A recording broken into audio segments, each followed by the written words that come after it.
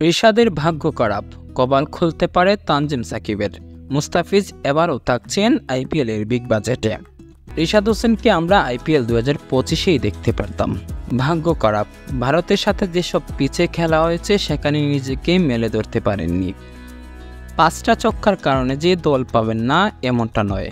হায়দ্রাবাদের এই পিচে সব বোলাররাই মার খেয়েছে।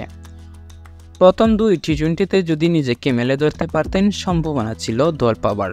বিগ ব্যাশে দল পাওয়ার পর অনেকেরই ধারণা ছিল এবার সবচেয়ে বড় ফ্র্যাঞ্চাইজি লিগ আইপিএলে দেখা যেতে পারে রিশাদ হোসেনকে।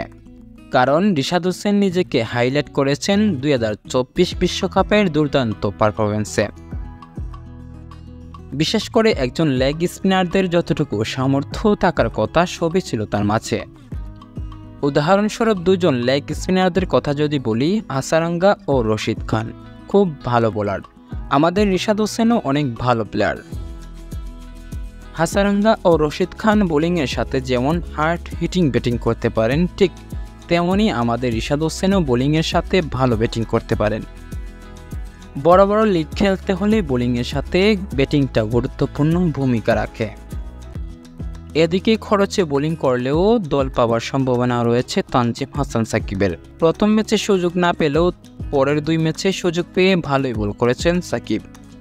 2 ম্যাচে 5টি উইকেট নিয়েছেন, খরচে ছিলেন, বাট পাওয়ার প্লেতেই দুর্দান্ত বোলিং করেছেন।